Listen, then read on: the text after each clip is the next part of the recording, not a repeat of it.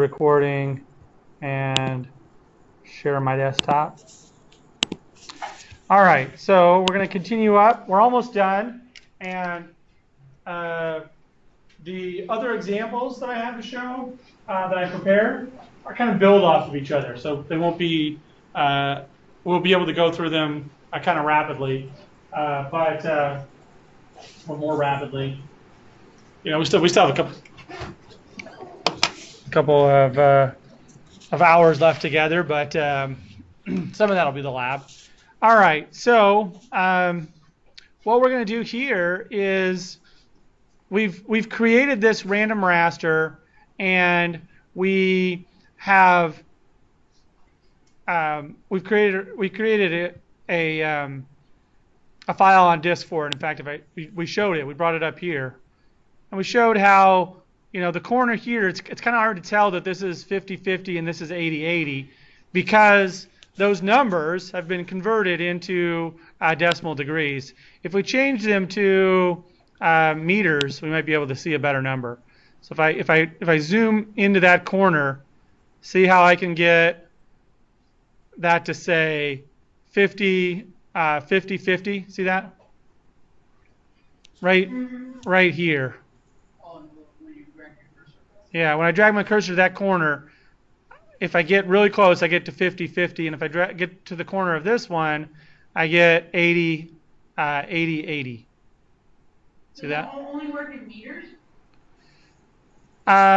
Well, by default, it assumes that's what we're about to do is be able to specify the coordinates that we're passing it. So yes, by default, it assumes that we're using meters.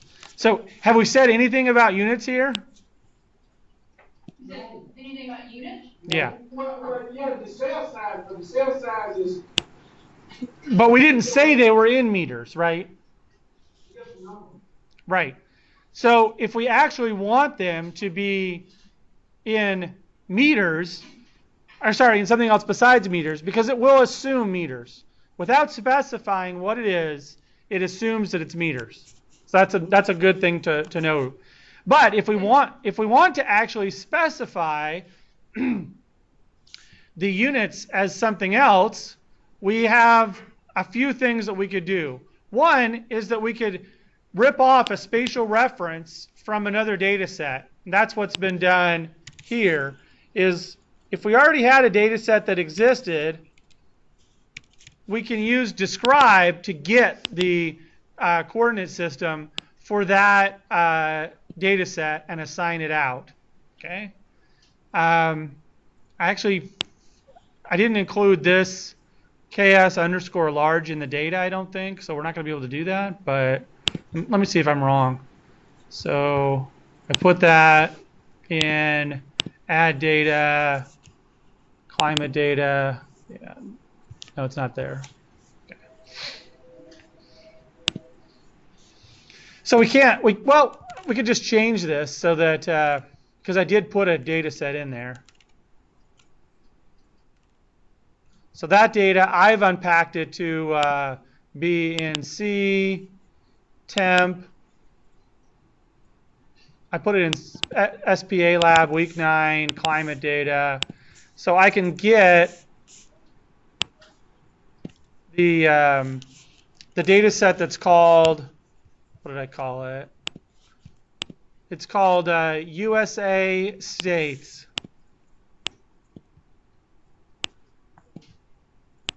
So I could take the USA states data set and I could get its spatial reference, and now I could save a new random raster here and call this random raster, I'll say underscore chords.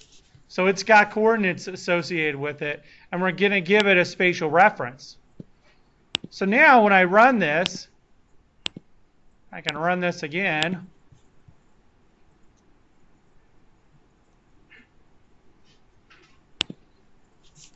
It's having problems. I'll just comment this out for now. So I'm not going to recreate that data set. Now I'm only going to create the coordinate data set, the one with coordinates. So I ran it through. Title of the data I'm sorry, what was the question? The name of the data that we're pulling the coordinate system from? Is it the U.S. U.S. states? Yeah, it's called U.S. states. It's in the it's in the it's in the data that I had for the class. You want me to show you what I'm talking about? No, I think I have it. I'm pretty sure. That thing said fail to define projection. What was that about? I was saving it to a place that didn't exist, so I'm gonna save it. I'm gonna save it. Try saving it again. I'm trying running it again. So this is where I had it. This is where I told it to put it this time, which is in that same week 9 folder. Oops.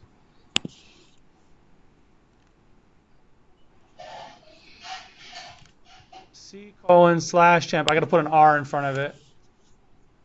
All right. This should work. It's because the R wasn't in front of it, and it. Okay, so now it's still having that problem. Does not exist or is not supported. Input data set. Oh, yeah. One more thing.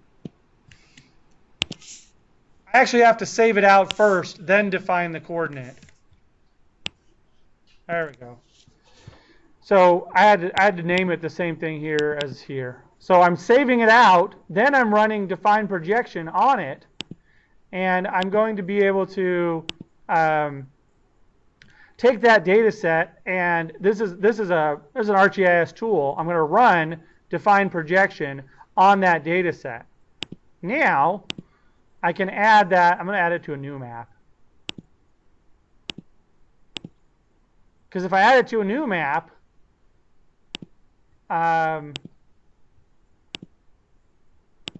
what will happen is that here, well, it's not there yet. There it is. What will happen is it'll be in the same coordinate system. Okay. So look where it put it. It put it like in the middle of Kansas. Okay. Here, let me add the states data in. Okay. I'm going to put my random raster on top of that. So it put it right there. Oh, here, let me zoom to it. Oops. Put it right there in the middle of Kansas. And that's because that is 50 or 80-80 now. That's 80-80 for this coordinate system. Can you pull up your code? Yeah, sure. For a second? Because mine's through an error. Can you give a dark theme for your map? The dark theme is for your map stuff. Yeah, sure. I'll do that when I switch back. I'll leave it here for a second, though. Okay.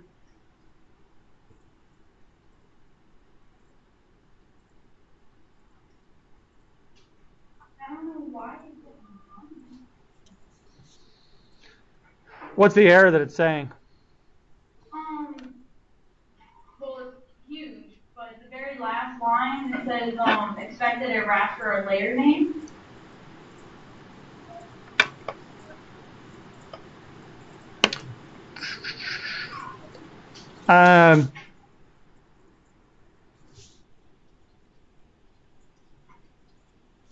Yeah, I mean, can you? I'm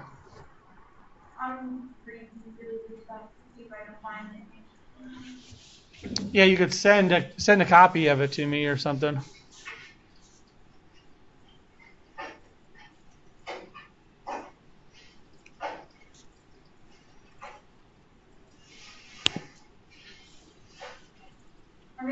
In an email fine? Yeah, sure. You can send me the code or the error or both.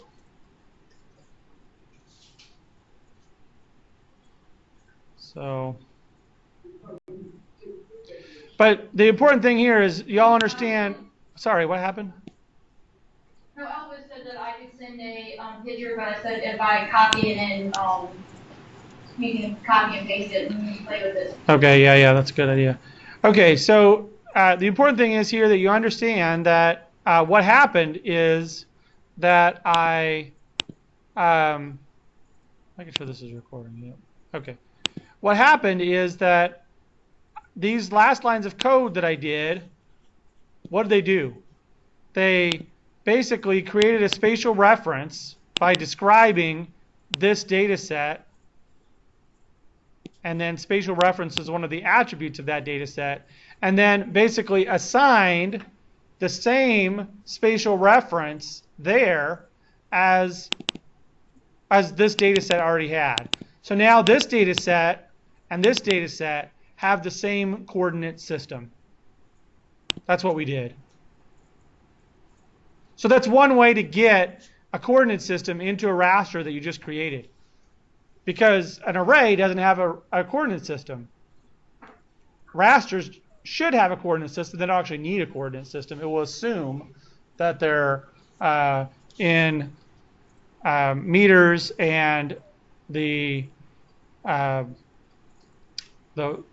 point will represent meters, where 0, 0 is the place where the equator and the prime meridian cross. That's why in this data set, 50-50 is very close. 0, 0 is very close to this location. So if we zoom way out, the prime meridian runs right down here through London, and then the equator runs right through here. That 50-50 location, and basically it's 50 meters off from that location where the equator and the prime meridian cross. So by default, the coordinate system will originate there. So that's not very useful.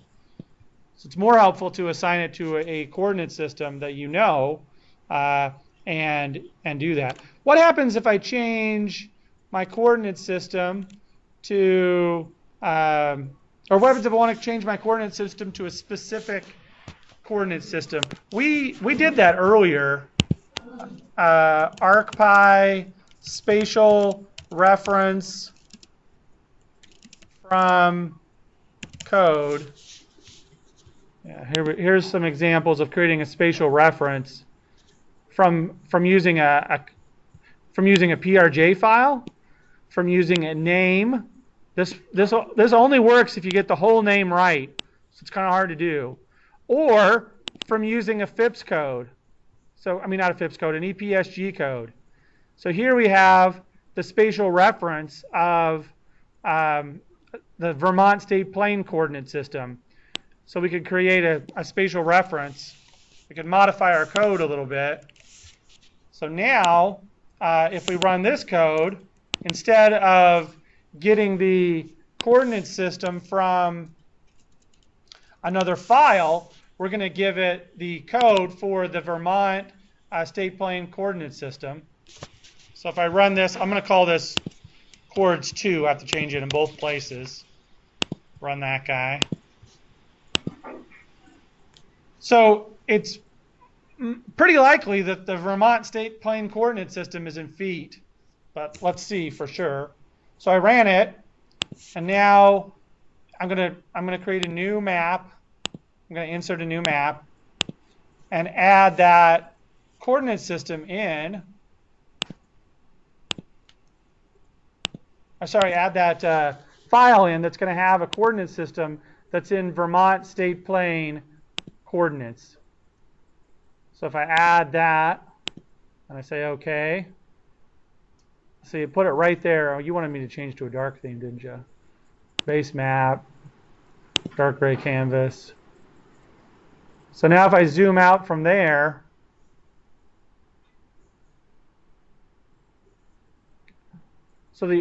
I'm somewhere in, anybody recognize where I am? Somewhere in New York. Vermont's over here. Why is my data set in New York? Anybody know? It was the Vermont State Plane Coordinate System.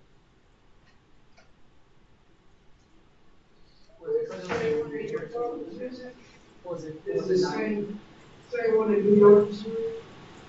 Those are all good guesses, but it's actually really common for coordinate systems for a particular area to place their origin outside of any possible area within the coordinate system.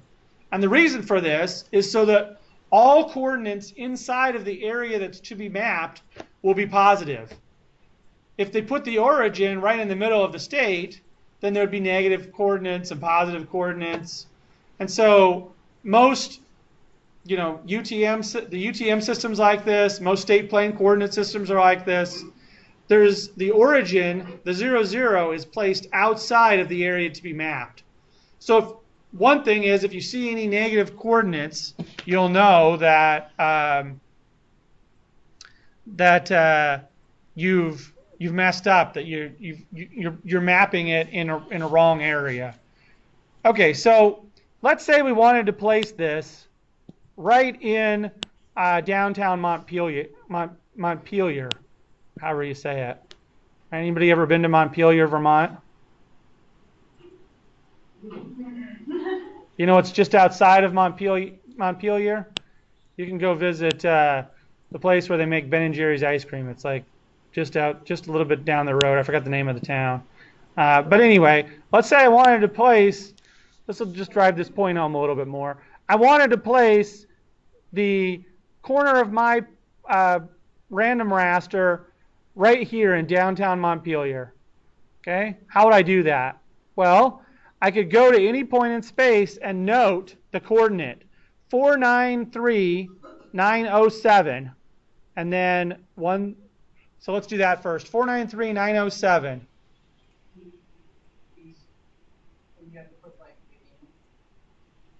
Well, it's the x coordinate. So in my code, I'll just go 493,907, and I'm going to get somewhere right around there. And then the y coordinate, I'm just going to put a y coordinate 195,476. So this will be the y coordinate. So now it's going to place this right about here. I'm going to make the cell size a little bit bigger, just so that it kind of fills up downtown. Let's make it 100. So there'll be 100 meters. By the way, it is using meters. Let's see for sure if I'm right about that. Well, it's using meters here, but let's make sure that I'm right. Otherwise, it won't work. So let's look at the vertical unit is meters there, even in the reference data set. So for some reason, Vermont has chosen to use meters, and we actually use meters in our statewide coordinate system called MSTM. So some states use meters for their official units for their statewide coordinate systems. But some states do still use feet, whether they're regular feet or US feet, for their state plane coordinate systems. Okay, so I made it a little bit bigger and I used that as the coordinate.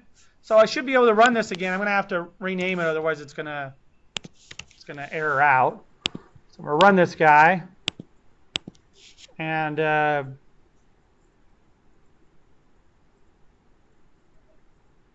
it's done.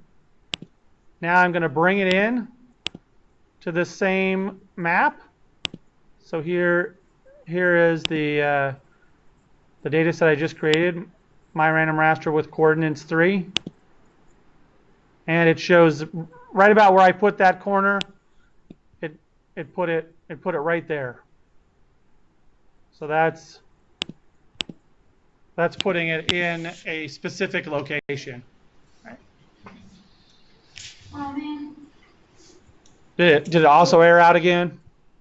No, it put it back by Buffalo. So, Oh wait, I didn't change my to like 490 whatever. Okay, yeah, that would be the reason. is there a reason why you inject a raster into a particular area there? Is that something that you would want to do? If they raster into an area? Um, I mean, it happens occasionally. It comes up occasionally. But the thing that's more important here, the reason that we're going through this is so that you understand what the individual parameters are. What's more common is what we're going to do in a second here, and that's to take an existing raster, turn it into an array, do what you want with it, put it back into a raster. But if you put it back into a raster, you need to know what the parameters mean. So you need to understand what a raster is and what the values, what the actual numbers mean and why you're doing what you're doing. So you need to understand the lower left corner, and you need to understand the values in it. And that raster probably already have a location, so you might just be manipulating Python code. I'm just showing us where it is to have the Python code location. When I actually ran that code a second time, it actually went through, so it just did like me for a second. Okay, so the one that I sent you, yeah. Yeah. Okay. Okay. Great. Okay. Cool. So now let's look at a few of these other examples. All right. So here in week 9, so we've gone through example number 1, and I've modified it a bit. So maybe I'll just well, I've already saved it. So yeah, it's not too much different. You just have these two choices for your spatial reference. So let's look at example number 2. So this one is very, very similar to example number 1, except now I create that random integer, I create that random raster, but I replace all the values by doing these two for statements. Okay, and I print the array. And now what I'm doing is I'm going to replace this part with this because I don't have that Kansas data set. So I'm just going to replace that part. So we're just pulling this into the, yeah, go ahead. So you're using I and J, are you trying to do it 3-dimensional something? No, just 2-dimensional. So I and J are the rows and the columns. I just saw that, and it's usually I, J. Yeah, I can change this to row, call, and say row, call, or call. That might make it a little bit easier to read when you want to read it next time. But yeah, sometimes, especially in like remote sensing, I, J, and K. Well, actually, in remote sensing, I, J, and K are usually row, column, band. K is band. So. It was like a caliper type thing. Okay. So, yeah. You have to change the equal I at the end of it.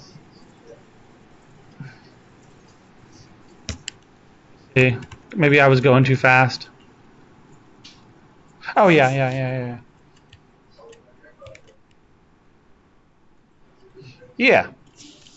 So row, call, and then you're right. This would be row, call, and this is row. So let's talk about what's going on here. Is that here I'm doing 2 nested for loops, and when I do that, I'm going to run through and create an array where the value in the array will be the row number. So I'll have an array that's 5 rows and 5 columns, but every row will be 0, 0, 0, 0, 1, 1, 1, 1, 1, 2, 2, 2, 2, 2, 3, 3, 3, 3, 3, 4, 4, 4, 4, 4. The index of the row will be the value in it.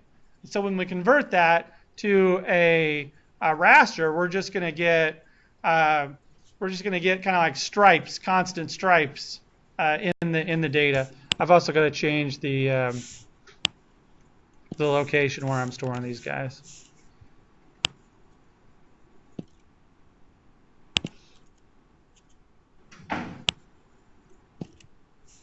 So I'm actually going to change the name to stripe. I'll call it row stripe. Row stripe.tiff, row stripe dot tiff. That was good. Okay, so I'm defining the projection and I'm saving it out into that same projection. I'm going to run it. And oh, I don't even need that print statement, so I'm going to get rid of it.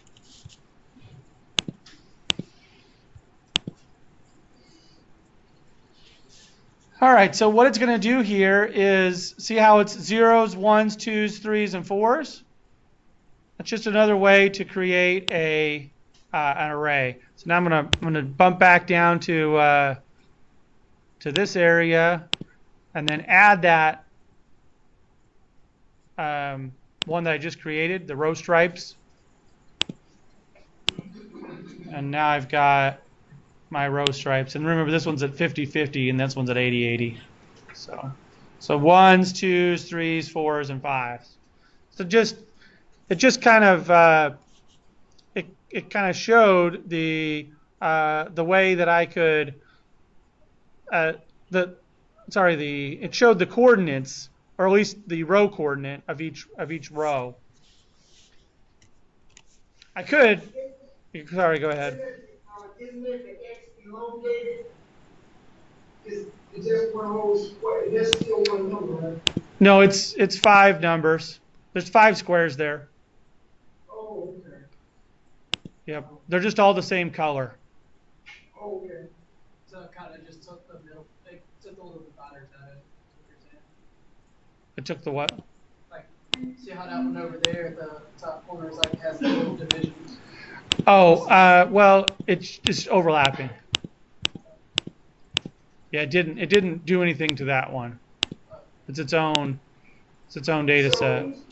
So each line, it didn't have the same value, it just had the same color. Each square has the same color, but not the same value. No, it has the same value. It has the same value as well. All these are zeros. All these are ones. All these are twos. All these are threes. All these are fours. I think there's a way to actually label the values of each one. At least there should be.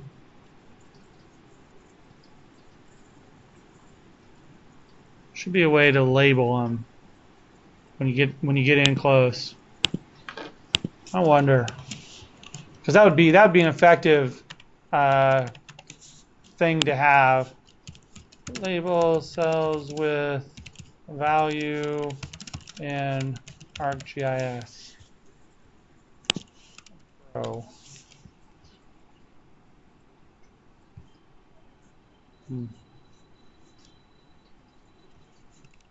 Yeah, I don't know. Maybe I'll try to find that out. But that would be kind of cool, because then you could see that they're just numbers without having to. See, I was clicking on them to identify, but anyway, yeah, this one's 0, 0, 0, 0, 0. There's actually no way that I know of to make to. Well, you know, there is a way. I think in symbology you can show the I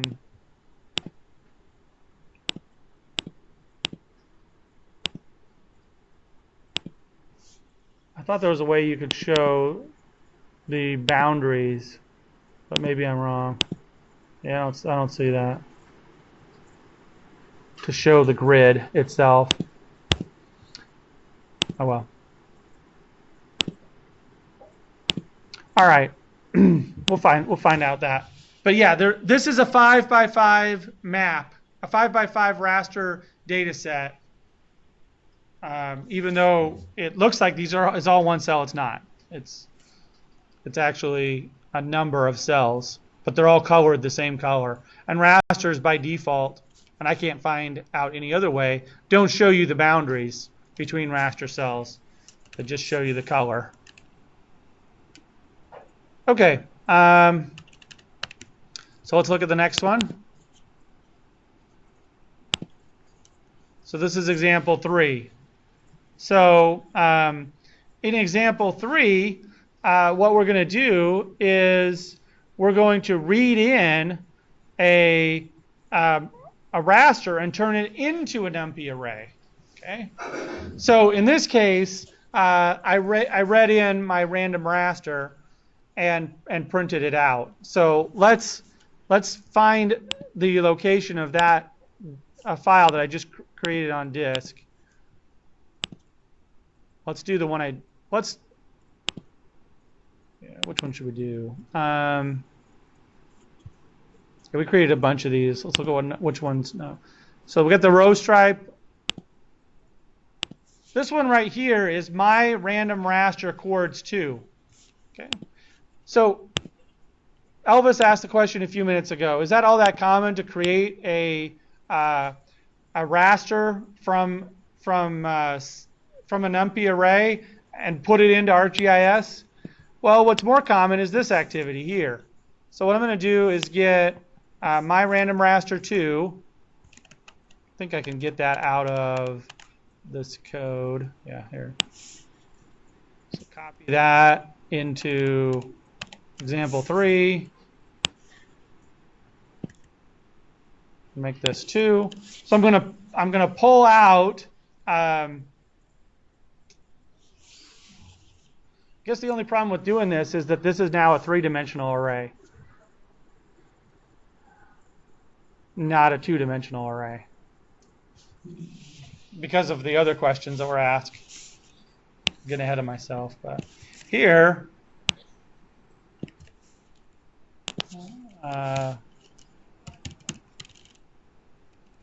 This is much more common. What we're going to do here is take a raster, and we're going to ask that raster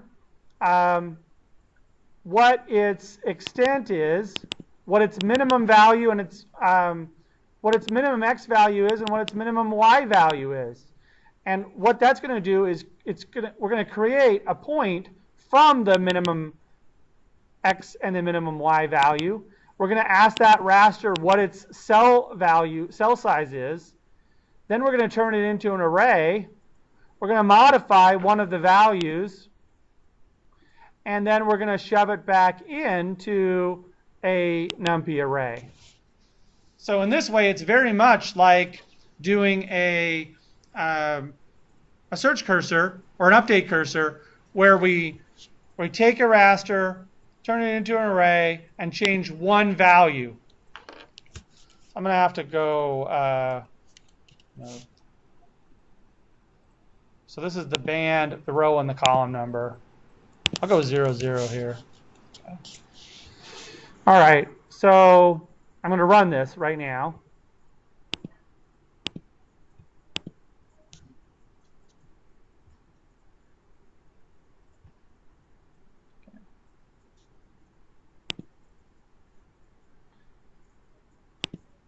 So I'm going to look.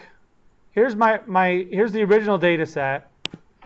I'm going to add that original data set, but I'm only going to add band 4 because that's the band I modified. 0, 1, 2, 3, 4. 0, 1, 2, 3. So here's band 4. Wait, how did you do that? You just right-clicked it? Well, when I went to add data, if you click on a multi-band data set, it will,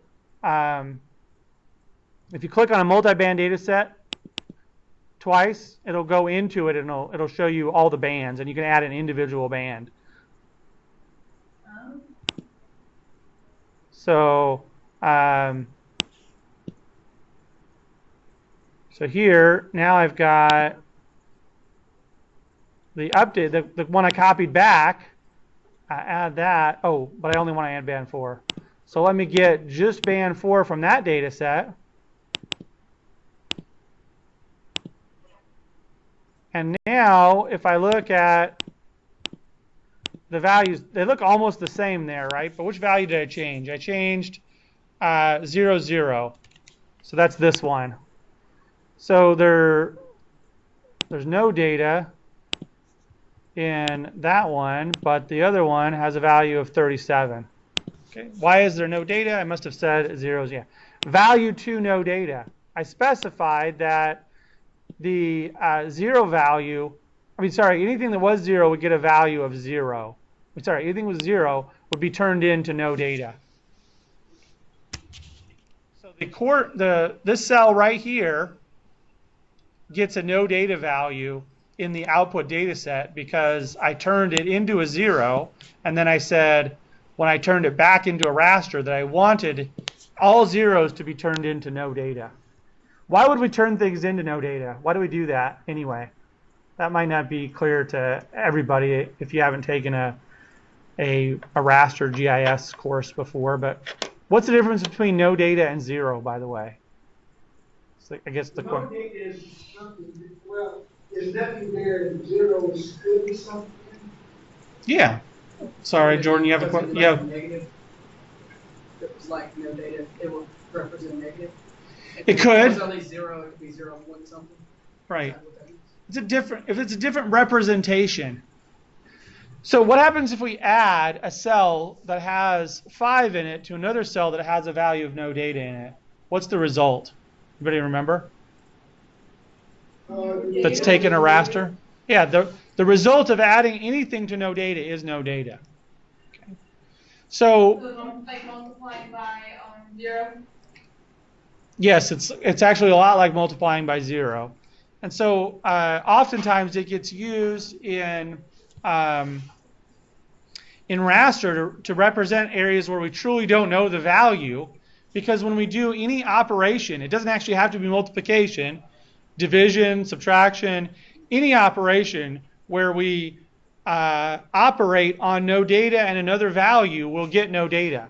And so what we can do is use that to symbolize the fact that we shouldn't know the answer there. So if we have 3 and we add it to no data, we should get an answer that represents not knowing the answer, not a valid value. Whereas we might want 0 to actually mean that there isn't anything there. So if our cells represented something like precipitation, what might 0 mean?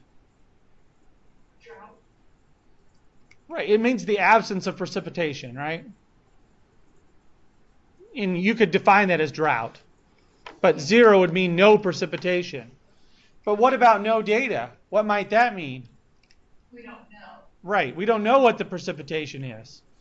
And so if we had the precipitation in June and it was no data, and we had the precipitation in July and it was 5, and the precipitation in August and it was 10, and we wanted to add up those 3 values, the result would be what? No data. No data. And that means that we don't know what the summer precipitation was. The overall. We can know that it's over 15 though. Is there a way that the no data stores something like that? Like we know it's over 15. It's either 15 or greater because the other 2 months were 15.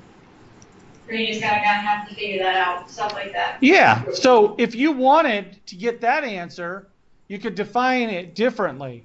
You could turn all the no data values into zeros, and then the definition of your output thing would be the precipitation over the summer was at least 15. Not that the precipitation was 15, but the definition of your output raster has changed. It's now the precipitation was at least 15. See what I'm saying? Yeah. Yeah. And so the reason why you would say no data is because you're not trying to assign a value on something that you really don't need to define, so you just undefine everything and just so that you don't have to explain. Right. No data is just something for our benefit. It's to help us. So you need to know how ESRI or whatever software package you're using treats no data, and how and actually if it even has a no data. So some packages that you might end up using to manipulate raster data sets may not have a method for keeping track of no data. You might have to keep track of that on your own. Okay. You might have to code no data as a specific value. In fact, NumPy doesn't have a way to do that. So when you convert, what this line of code does is it converts a data set from a raster to a NumPy array. And you have to tell it, what do I want the no data values to be? If there are any no data values, I want them to actually be 0, because by default, it doesn't know what to do with no data values. It may actually have a default way to treat it. Let's see. Let's go to the help and see if there is a way for it to, what it does by default, because oftentimes in functions there's a default value. So let's look here. So when we do this, the no data value, the value to assign the in raster no data values in the resulting NumPy array. If no value is specified, the no data value in raster will be used. Okay, so what does that mean? Does anybody know what ArcGIS uses to code no data? There's 2 different values it commonly uses. Would they, I know they code it as a 0, a number in there. Yeah, so anyway, different formats and different software programs are going to code no data differently. So what we could do, if we're really curious about this, we already know that this data set here has a no data value in it. Okay. So let's take that data set and convert it to an NumPy array. So this will be example 3 here. No, example, I'm going to close this up because we're not using it. And take example 3, or what? Example 3, there it is. And I'm going to convert it into a NumPy array from a raster. So I need to take this value and put it up here. And I'm going to save this as 3B, I guess. And then I don't really need any of this other information. The other thing I'm going to do actually is say /band_4. So now I'm just going to get band 4 out instead of getting the entire data set. And I'm going to print the array that, so what I'm doing, just to be clear, I'm turning this raster data set I've just created, I'm turning it back into an array. So I'm going to run it. Make this a little bit smaller. So look, it turned that no data value into a 0. Okay. If I don't put this line of code in other words, or if I just do it again, so I have them both in here, and I don't put this line in,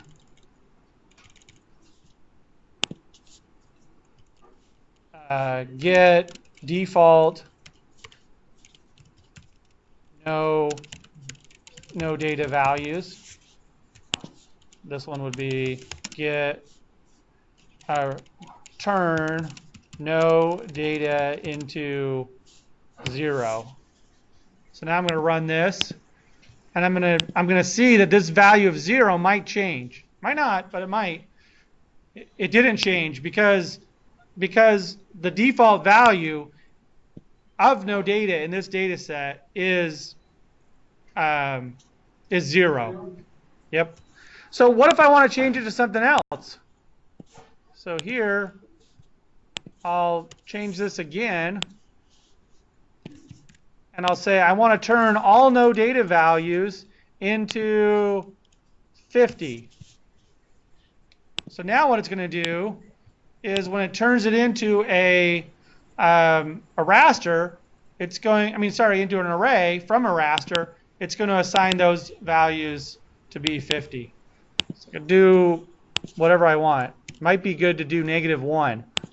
Sometimes if you know all your values are going to be positive, like with precipitation, you can just change all of the values to be -1. The no data values to -1. So now I know that those values are negative.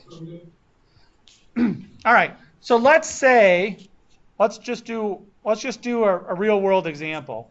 Let's say these did represent precipitation values, and we didn't know what the precipitation was in those two cells. But we wanted to convert all of these values from precipitation in millimeters to precipitation in centimeters. I mean, sorry, not centimeters. Let's go to inches. So we have values that represent precipitation in millimeters, and we want to change it to inches. How would we do that? So right now, we have an array, right? We have an array, and our array is in centimeters. So I'm going to say array in centimeters. Centimeters, and we need to change it to inches. Okay? So how can we create a new array based on our other array that's a function of the original array? Remember we talked about broadcasting before? So it's kind of simple. So we'll say this: inch array is equal to, and now we need to write in, let's just put a comment at the end, some function of array. So we need to change this part right here so that the new array will be a function of the old array that will convert it from centimeters to inches. So how do we do that? What could we change here to do that?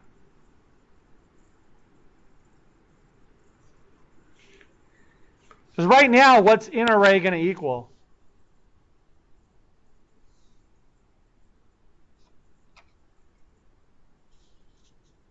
What's the inch array? The IN array, it's set to be equal to array.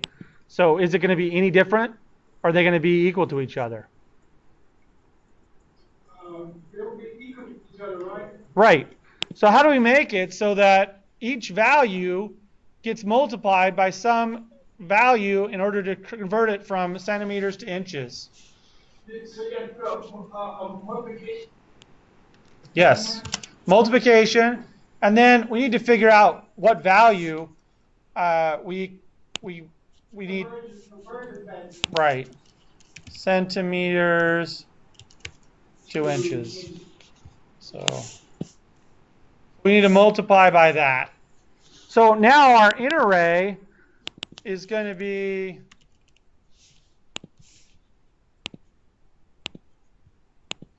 converted. So look at what we're going to get. So now we have numbers that represent the conversion between, so 86 centimeters is 33.858286 inches. That's what that's saying. Okay. But look at what's happened. Now we have some negative values here. We have a negative value here and a negative value here. Do those negative values actually mean something? What if I want to convert this back into a raster? We need to get rid of those weird values that don't represent anything, right? So we'll change negative values to 0. We could change them to 0. We could change them. We need to change any negative number to be some uniform number so that we can mask it out and return it back to its no data state. Okay? And to do this, there's actually a function that's really, really similar to the con statement in raster algebra with arrays. So it's called where, numpy where. So the way that numpy where works is that you give it a condition, and then you give it a x and a y value if it's if it's true or if it's false. So you give it a value to be assigned if the value is true, or you give it another value to give it if it's false. It's broadcastable to the shape. What that means is that it's either the same size or it's a 1-by-1 scalar. So here's an example. So what this is saying is, with this array, if the value is less than 5, then make it A. If it's not less than 5, multiply A by 10. See how it changes? So is 0 less than 5? Yeah. So it got the value A. 1's less than 5, 2's less than 5, 3's less than 5. Is 5 less than 5? No. So 5 gets multiplied by 10 and gets turned into 50. So if we wanted to do the same thing, if we cut and paste from the help, we're going to have to change numpy to np to just numpy. So we could say numpy.where the int array is less than what? If we want to get the negative values, what will we say? Less than 0? Mm-hmm. If it's less than 0, we want it to be -1 or 0, something like that. Let's do -1. And if it's greater than 0, we want to keep it the same. So we just write in array. So the way that we read this is almost exactly like a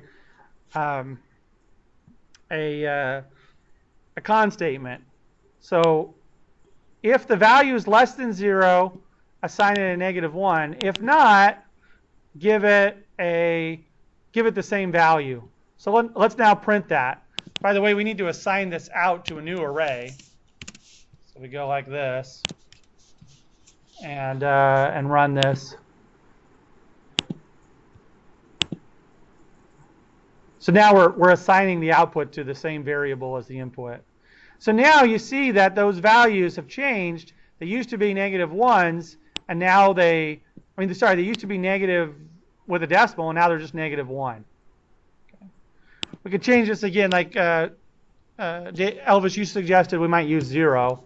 So we could run this again, and we're going to get a value of 0 for those two data sets. Okay. But whatever they are, the result is that, the result should be that we convert that value back into no data when we run numpy array to raster. So let me get that syntax here.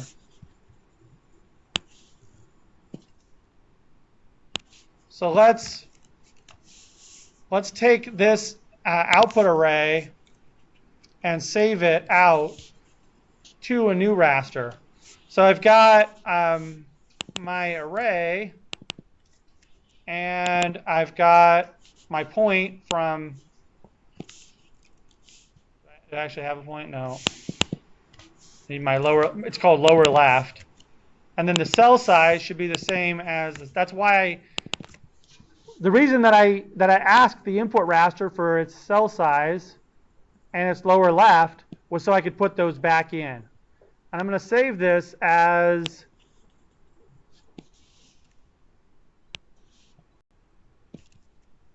call this precip underscore inches.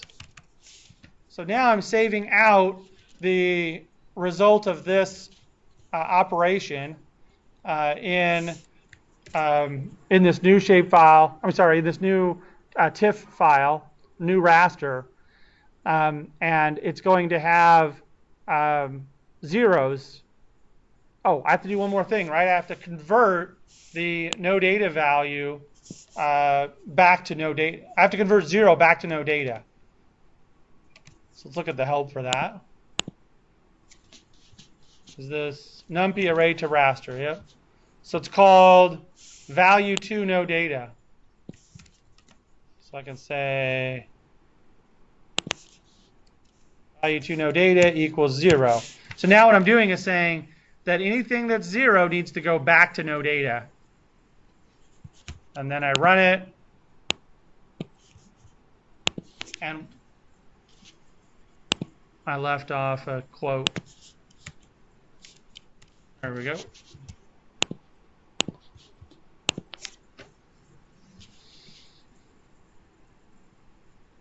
Now, if I look at this in ArcGIS Pro, here's the result. It's precip in inches. I'm going to turn off the other data set.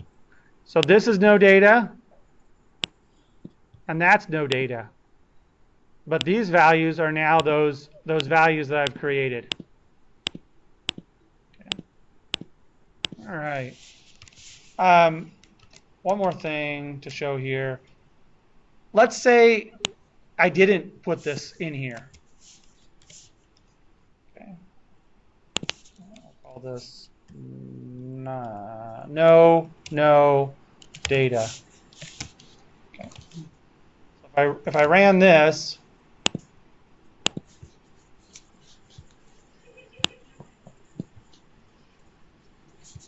the only difference here is that in the output data set, in the input data set, the data set that I just created, these values are now 0 where they used to be no data. So that's what's specifying no data did. See, when I said that, I converted zeros to no datas. I told it that zeros are no data in the output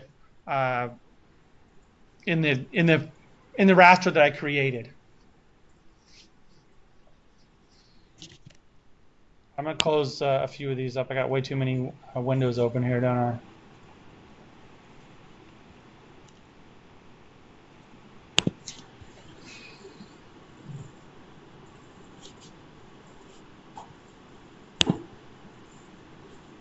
Okay.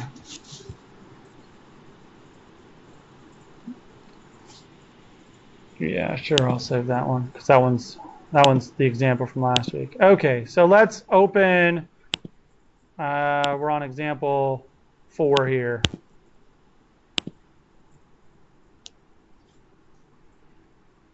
Okay, so now we're going to start dealing with the data that we're going to use the lab for, and kind of get into the what the lab is going to do, and the kind of the purpose for the lab.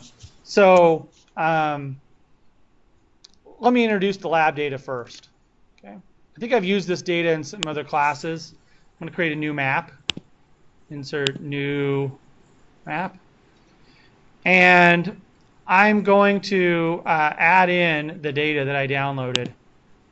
So I'm going to add that data in, my climate data. I'm just going to show a few of the layers. I'm going to show temp 1, temp 2. Actually, I'm going to do temp 1, temp 6, and temp 10. I'll go 1, 5, 10. That's what I'll do. Then I'll also do precip 1, 5, and 10. Okay, so I'm going to load temp 1, 5, and 10, and precip 1, 5, and 10. Add those to the map. So these are monthly precipitation averages through time for the United States. So this is monthly October monthly precip. This is 5. What is that? May month May average precip, and this is precip for January, average January precipitation. So January, May, and October. It's interesting, like, what are some of the few areas that change between, this is winter, that's summer. See areas that change? You can see a lot of interesting things in this data set. But what areas get wetter in the summer?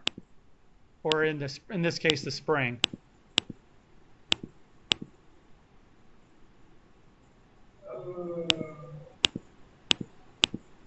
spring, winter, spring, winter. What's that? Right? Yeah, the central United States. Yep. Look at the West Coast though. That actually gets drier in the spring than it does in the winter. The winter is, sorry, I'm clicking on the wrong one. There's winter, there's spring. See how that's changing? See, winter, spring, winter, spring. So yeah, where I grew up, winter is the wet month. I mean, winter is the wet time.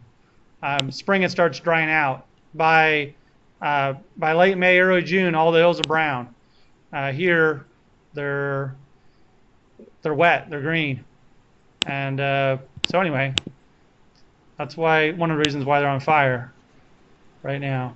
Okay, so another thing you could see here really well, just to point out, is you could see the rain shadow created by the mountains. See how most of the mountains are wetter on the, in this case, the prevailing winds are going from the west to the east. So you can see the rain shadow that's created. You know, it's not much different in any month. It's just more in the summer. But you can definitely see how there's more precipitation that happens on this side, and then you can see the shadow here that's caused by having a lot of rain on this side. So it's kind of interesting. Here's a big rain shadow. This area of Washington, a lot of people think of Washington as a beautiful evergreen state. Well, it's because these mountains are pulling out so much of the rain as the moist air collides with those mountains, and there you get lots of precipitation on this side, but hardly any precipitation on this side. So this is a desert. All right, enough geography. I was just trying to prove that these are really those type of data sets. All right, now these are temperature data sets. See temperature? There's again October, May, and one is January, right? So we got January, May, and October. Okay. The reason that I didn't start with these data sets is that they're huge, and it's hard to like look at the individual values in a big data set like this. You'll see when I go to pull up and use example 4, we're gonna see that it's hard to read it once we turn it into an array, but the values are still there nonetheless. Okay, so I'm gonna comment out this part before I go on. So I'm gonna file, format, comment out region. So I'm just gonna go to the point where I read in the array, and then what am I doing here? So I take the temperature data set, I turn it into an array, and then what is this function doing? So it's taking, so start off with, it's taking every value in the array and doing what? Converting it either from Fahrenheit to Celsius or Celsius to Fahrenheit. Yeah, that's exactly what it's doing. Okay, good job. So this is the formula to convert from Celsius to Fahrenheit, and then this is actually just making it, because it's actually in degrees Celsius times 100. So we're converting it from degrees Celsius times 100 to degrees Celsius, and then we're multiplying it by 9/5, which is the conversion factor, and then we have to add back the bias, which is 32, because what is 0 Fahrenheit? 0 Fahrenheit is 0. Well below freezing. Yeah, it's well below freezing, and so what temperature does water freeze at in Fahrenheit? 32. Yeah, so that's why we have this part of the conversion factor. When I lived in Canada, people would tell me, "Oh, rough estimation is just to double it and add 30." So we're rounding this off a little bit and rounding this off a little bit. See how this is 9/5, but if it was 8/4, it would be doubling it, but it's doing not quite doubling it and adding 32. So anyway, yes, that's what it's doing. But look, when we run this, what we're going to get. By the way, for this to work, you need to make sure that your data is in this location, which I've done. All right. Look at the result of that data set. Maybe. Why is everything 14? Well, I'll just go ahead and tell you. What's happened here is that if the raster is so large, or in this case, the raster was converted into an array. Once the array gets too big, Python doesn't actually print it all out for you. It only prints out the corners. So we're seeing the 3 rows and columns in the upper left, the 3 rows and columns in the upper right, the 3 lower columns in the lower left, and the 3 columns in the lower right. And they're all 14 because if we go look here, what does this raster really look like? It's hard to tell, but I'm gonna add the raster that we're actually working with here, just so that we'll. I mean, it looks a lot the same as the other rasters, but this is 3. Okay, I'm going to display no data as red for fun. Okay, so now does this give you any more clue as to why they're all 14s? We're just getting the 3 cells, or the 9 cells in each corner. So in other words, we're getting the 9 cells in this corner. And out in the red. Yeah, they're out in the red, and they're all no datas. And so I converted my no data values to -1000, so that when I ran this, so this would be -1000. If I divide that by 100, I get 1000 divided by 100 is 10. And then feeding that through the formula, that's why I get all 14s there. So that's not actually on the contract, it's on the outskirts of the square. Right, it's on the edges of the square. So that's one reason why, it'd be harder to deal with a data set like this. Once it gets big, you can't necessarily do that. So what happens if I want to now? Right now, I want to take the values that are in the output data set, in the converted data set in array 2, and put them back into a raster. Then I can do it like this. So now you see why I did value to no data 14, right? Because I know that the no data values will have the value 14. If they started with 1000, they'll go through this function, and no data will be turned to 14. Will any other values be 14? Could be. In this particular array?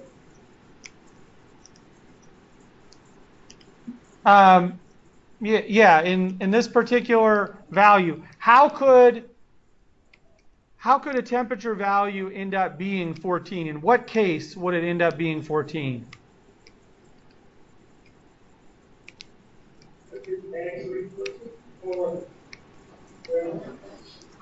It converts to 14 degrees Fahrenheit. Right. Whatever And that could happen, right? But in what case would that happen? Oh, if it's freezing. Right. If the cell size was already negative, if the cell value was already -1000, what that means is that it's -1000.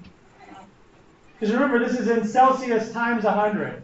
So in other words, basically, if the temperature was already -10, then there's a problem, because they'll get reassigned no data. Is the way that you would read that. Okay. Now this is the average temperature for March. Okay? So in practice, I don't think we're going to have a problem. But if we did think we were going to be a problem, we could solve it. How could we solve this problem? What could we do to convert no data values to a value that we would never see?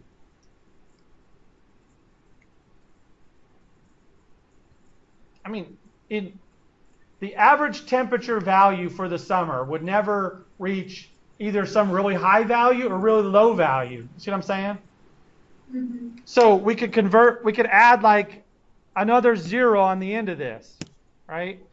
And in that case, the average March temperature would not be -10, it'd be -100. Is there anywhere on Earth where the average March temperature is -100? No. I doubt it. I don't think so. I don't know what's the coldest it's ever been on Earth. Then this would be in Celsius. What is the coldest temperature ever recorded? Somebody know that already? -128. Well, that Celsius is what we're concerned with here because remember it's in Celsius at the beginning. So the lowest temperature ever directly recorded at ground level on Earth is -89.2. So it's not 100. So we're fine if we did 100 here, but we'd also have to remember to convert this value from 14. We'd probably have to put another 0 on there. Let's just make sure. I'm just going to go ahead and run it.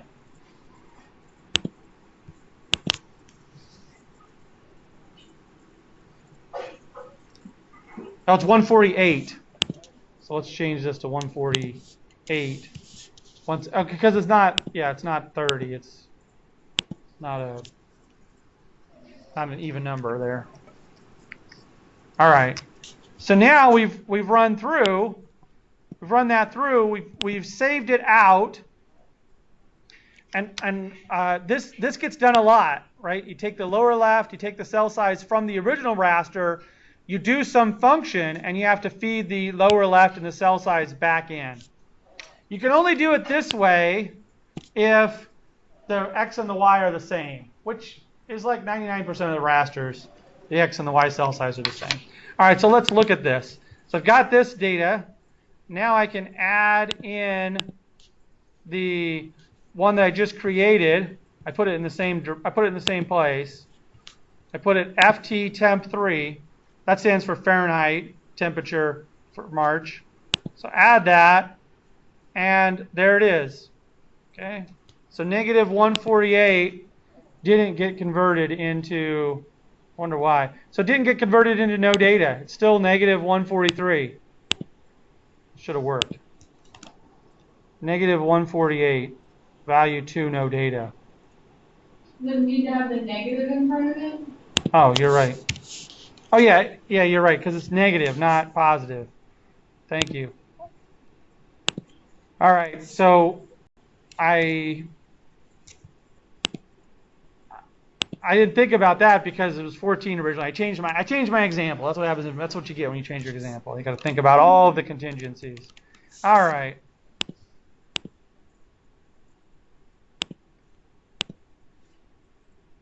Okay, so now it's hard to see, but it's there. So this is. Do I have any other data sets on? Yeah, I have. Let's turn off these other ones. Oh, I want to keep that one on. Okay, so. In fact, I could change the base map to dark gray. Well, that's not actually going to help that much. It's okay. Yeah. I don't know. Imagery. Because that'll contrast with it more. All right. So now here's the one I just created. And you see the values range from 84.614 to 18.356. Whereas in the original data set, they range from 29. This should read as, remember it's times 100. So it's 29.23 to 7.56. Those are the range. It's negative, I think. Yeah, negative. Negative 7.56. So those are the range in Celsius, and this is the range in Fahrenheit. We converted that data set from Celsius to Fahrenheit. And you're right, we could do that in a raster calculator. Okay. We could even do that in a raster calculator in Python.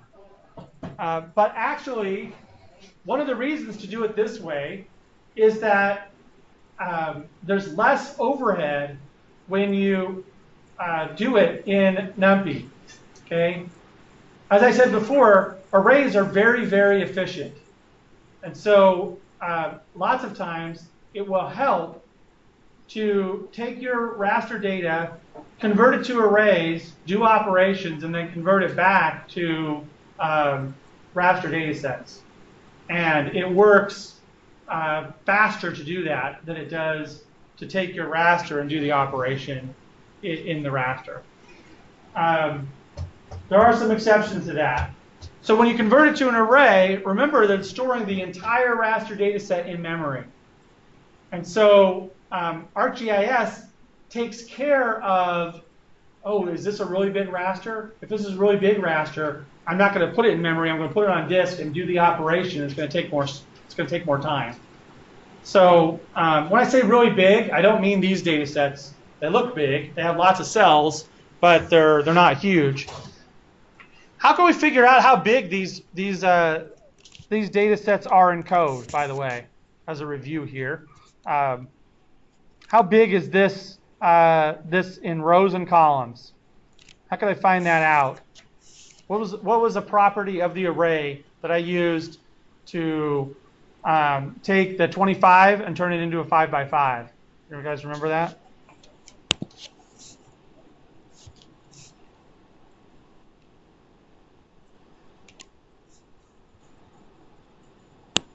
It was the shape. So I could say array. I could ask for it to give me the shape. So ARR2, they're actually both the same shape. Okay. So the number of rows and columns in this map of the United States is 654 rows and 1,251 columns. That makes sense because look at the size of it. Doesn't it make sense that there are more rows than columns? In fact, there are almost double the amount of columns that there are rows. So in other words, this is twice as big as that. I'd say that's true. In fact, it is. We could actually verify that. Right-click and go to Properties. I don't know why it's not working. There we go. Properties. And look at the raster information. You can see the number of rows and columns is 1251 by 654. Those are the same number. So when it converted it from a raster to an array, it kept it the same size, which is correct. We should do that. Columns, rows. Okay. Different order, but. Okay, let's see here. We're almost done. Is that way you determine when that pitches out where a particular raster is that based on that picture there? When you got the exact location, you went to where you are. Right, but this time I used this corner right here. I used that corner, and that's what this code is all about. I'm creating a point from the in raster's corner, and then I'm getting the cell size of the in raster, so that when I drop it back in, I get the right value. See, look what happens. I mean, there's no reason why you would do this, but look what happens if I added 1,000 meters to each of these. Okay, I'm going to call this temp silly because there's no reason that you do that. And now what's happening is I'm going to shift it 1,000. Let's do different units. I'm going to shift it 1,000 units over in X and 200 units up in 2,000 units up in the Y. So I'm going to run this, and now it's not only going to convert it into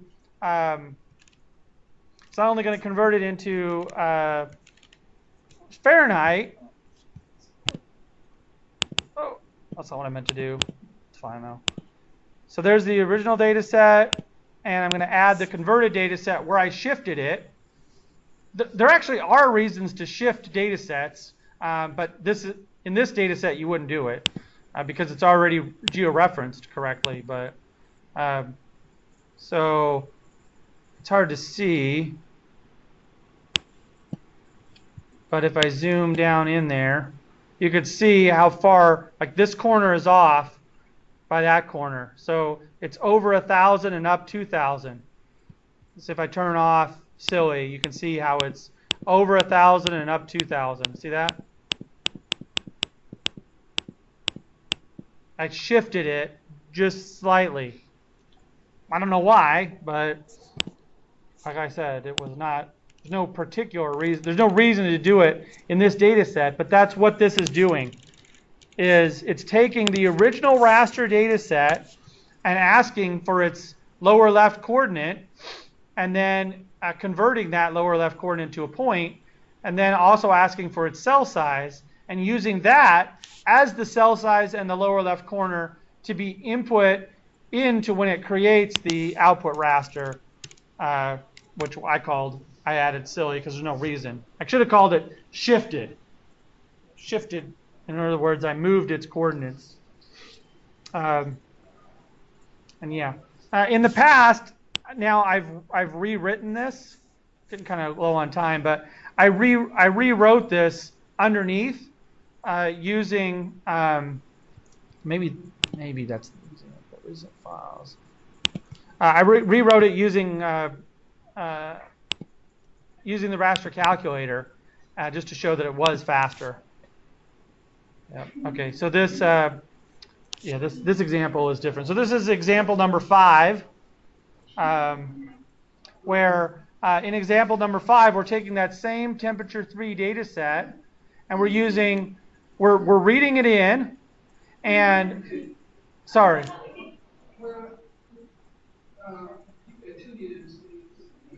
Yeah, I was thinking back to that. Yeah. And all I did was run the code. What happened? She has 2 United States. She got United States is over Africa and one is over America. Well, what had happened, I took temp3 and ran this code, and then when I upload it into ARC, it puts it over Africa instead of where it's actually supposed to be. But when I download the original temp3 in, that's in the right place. So I was trying to, do you think that's part of the code, or do I just have them in the wrong datum or something like that? My guess is that that there's an issue with this line of code somehow. Did you try to modify it like I had it modified? Did you, like when I added in the plus 1,000 and plus 2,000? Did you try to do that? I have the plus 1,000 in there, but I don't know. It's no biggie. I can figure it out. Okay. Well, it is this. But everything it matches what I think when you put. I mean.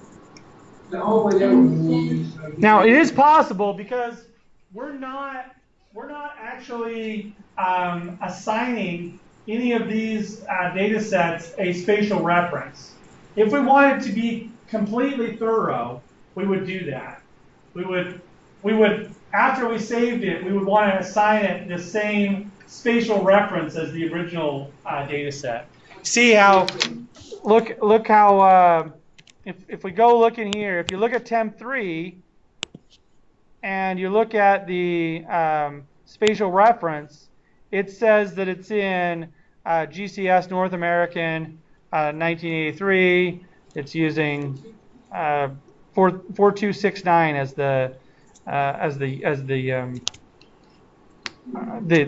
that's the EPSG code for that coordinate system. But if we look at the one that we created, which is this one and the silly one, both of them, if we go look at the the spatial reference, it says unknown coordinate system. So the reason that they're coming up together on each other is because if the coordinate system's unknown, it assumes that it's in whatever coordinate system the map's in. So actually, maybe, let's see what happens, because maybe this is what's happening to you. Let's say I created a whole brand new map, and the first thing that I added, without adding anything else, was this unprojected, unknown projection data. It's actually unknown projection data. Maybe this comes up in Africa. So let's open this up. Yep, sure enough. Is that what you see? That's what I am. Yep. All right. So what happens is, because we didn't define the projection, if we didn't add any other data in, it assumes that the data is in Web Mercator, where 0, 0 is the middle of the ocean just off the coast of Africa. So to solve this problem, like I said, to be thorough, we should go back to, I guess, forgot where we introduced the concept of, I think it was 3. Join it to another projection. Yeah, but there was like an express. Yeah, there it is. So here I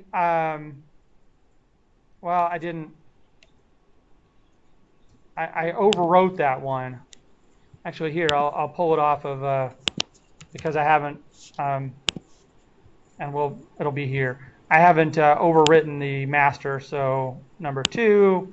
So we can copy these 2 lines right here and put them into example 5 that we're working on here. So this would make it, actually let's do this into example. Was I just working on example 4? Yeah. Let's do it on example 4. Do I still have that open?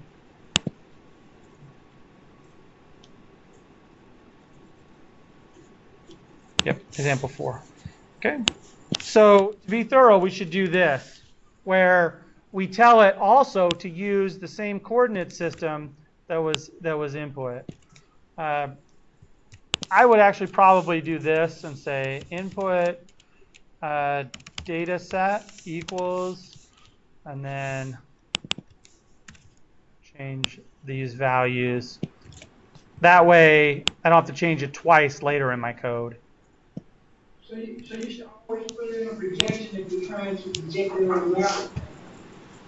Well, you should always give your data, if you're creating raster data or vector data, you should always tell ArcGIS what coordinate system it's in. So yes, you should always do this. In order to be more thorough, I should have it in my code, but I didn't. So so now when we run this, remember how it used to be unknown, but here I'm going to remove. Oh, it's not open, so I can run it. So now when I run this, the Fahrenheit temperature 3 data set, hopefully this runs and doesn't give me an error. Yep. Now, and you notice that took a little bit longer to actually complete. The reason it took a little bit longer to complete is because I had to run ArcPy once, which I had to run this tool that defines the projection, which takes a little bit more time. Okay, so now when I add this back in, remember that it used to say unknown if I right-clicked on it and said properties, but now it's going to tell me unknown. Why does it? It shouldn't.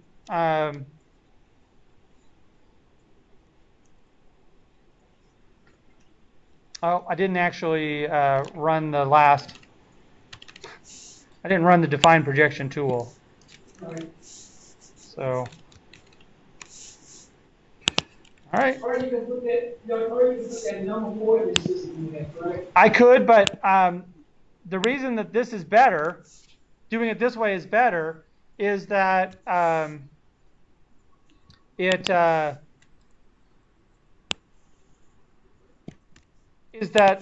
doesn't matter what the input data set is in, it will convert it to that that projection. And actually, this would be better to do something like this and say output data set and output data set. So now I'm saving it out to these locations and I'm defining the projection of that data set. So it's more general. So now I'm going to run this guy, oh, I did remove it, so it'll be able to override it.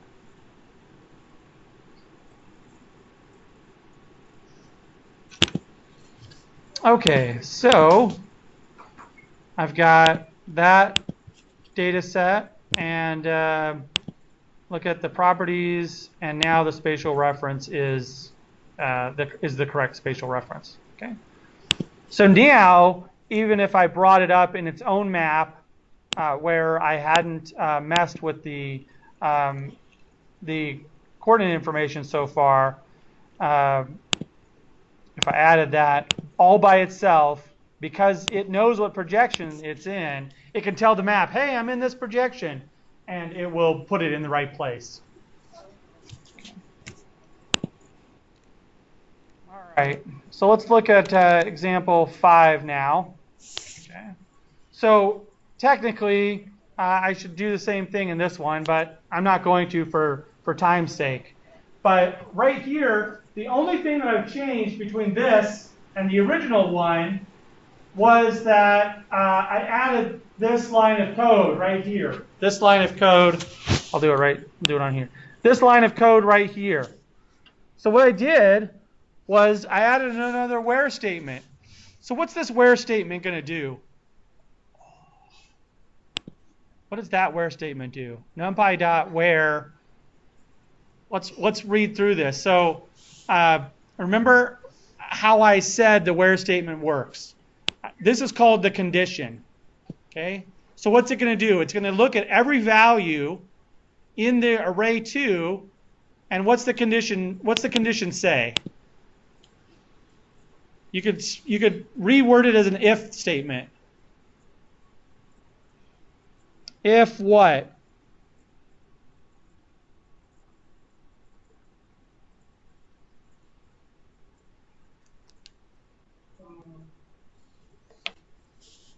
Remember, array 2 is now the temperature in Fahrenheit. So what am I doing here?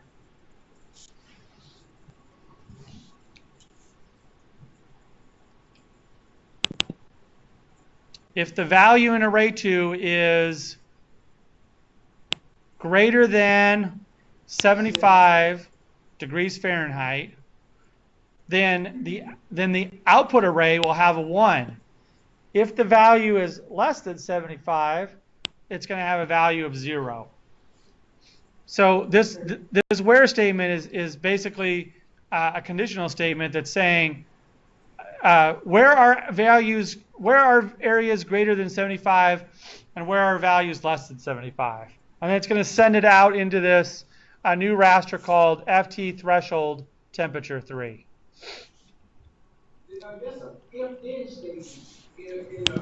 It's a logical statement, just like an if-then statement. So a con does the same thing. Con is one of the most commonly used functions in raster calculator. NumPy.where is one of the most commonly used functions in dealing with rasters. So yeah, I'm going to run this guy, and Boolean, huh? Like a Boolean, is that the 0 or 1, not only the true? Right. So the output is going to be a bunch of 1s and 0s, where 1s represent areas that are warmer than 75. So if we were like climate scientists looking to verify that certain areas were still, anybody know what I'm talking about? I say the Keppen climate systems, the Keppen climate classification. You guys did that back in the day, right? What's that? With all the letter combinations. Yeah, CFA, CSB, all that, right? So all those codes have definitions, and one of those definitions is like there's one that's called continental warm summer or continental mild summer, and so the definition of a mild summer is there's actually a real definition for that, and I don't know exactly what it is, but let's say it's that the summertime temperature is greater than 75. This is actually March temperature, 75. So I could start to verify those areas as being true CFA or true CSB areas. And by the way, some of those are based on precipitation being in certain months. Then I could use these to come up with regions. So I could call these, warm March regions. So these are areas where the average temperature for March is greater than 75. Not a big shocker where those areas are, right? But we see that. So that's the way I can ask that question and do it in Python code using a NumPy array. So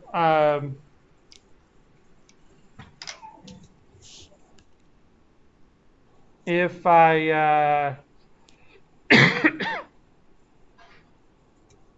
if I wanted to do this, like for example, let's say that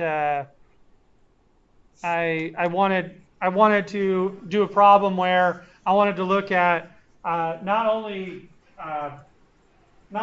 warm areas in March, but also wet areas in March, right? So here I've got warm areas in March.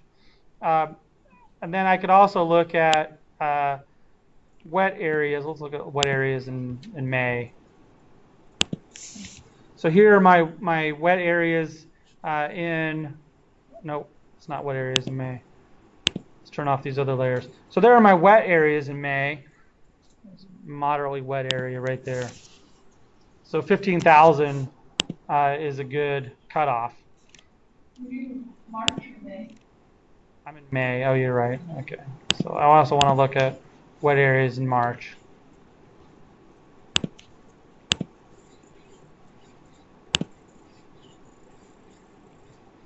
Uh, 14. I'll just do 14,000. Okay. All right. So how could I do that? Well, I could change this to precip.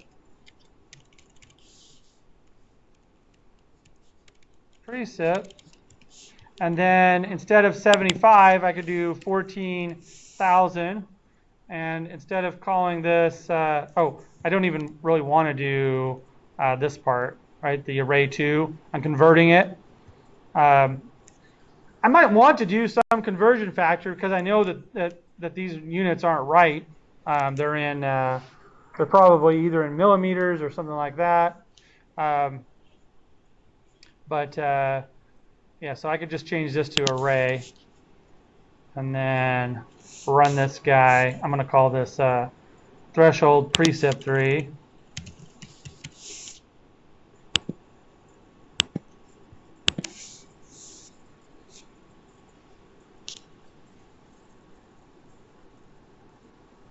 And then look at that. I didn't set the no data value right, so I know it's not going to have the same. It's going to have some error. I mean, not error, but it's going to have values outside. All right, so those are the values that are wet, the areas that are wet in March. And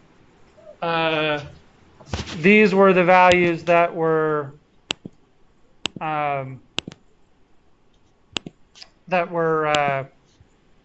these are the values that were hot in March.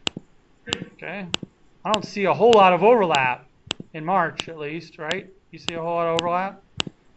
Seem like they're mutually exclusive.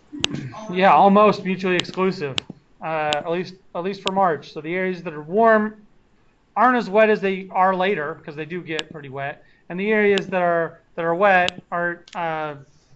But we could add these two arrays together, and we could do that in ArcGIS, but we could have also done it in Python.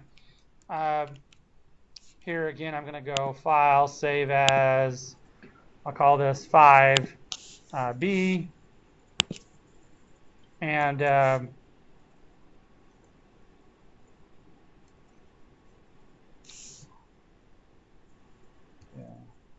Actually,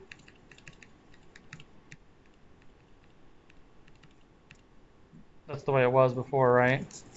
I'm going to say File, Save As. I'm going to change this back to 5. Yeah. Okay. And then say File, Save As, example 5B. Yeah, save over. Okay, so now I'm going to open up, instead of 2 rasters, I'm going to open up, instead of 1 raster, I'm going to open up 2. And if I already know, for example, that precept is the same extent and the same cell size, which I do, I don't need to do this part twice, because I only need to find out its corner once. So I'm going to call this in ras2. And then I'll call this out or R2 is equal. Oh, I need to do this.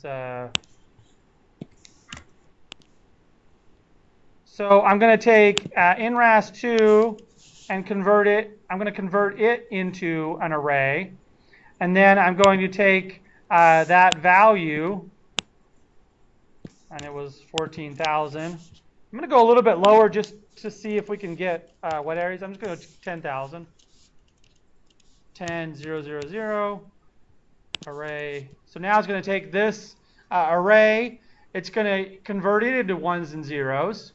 And then I'm going to just, the final array is going to be equal to out array plus out array 2. So now I'm going to add those 2 arrays together to find warm, wet areas. What areas will be warm and wet? What value will warm and wet areas get? So those would have to be in parentheses. No, they don't have to be in parentheses. Yep. Is there a specific reason why you have the ARR defined twice? I'm just reusing the variable name. I could call that PARR. But as long as I'm not using it anymore, I can override it. And it'll actually, Python will discard it from memory at the other one. So if I want to save some memory, I could reuse some variables, but yeah, I don't have to. But you do have to be careful reusing variables because we covered that earlier in the class. You're overriding them if you do. You're discarding what's in the box when you do.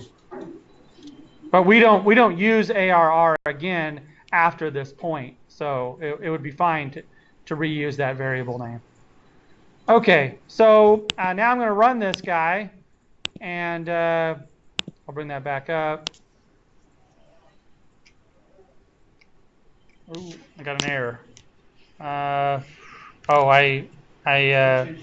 need to change this name. I don't even call it that anymore. So I'll call this temp underscore precip.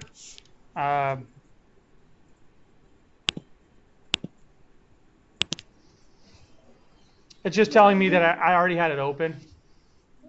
It's telling me it couldn't save it, but the reason why I couldn't save it is because it's already open.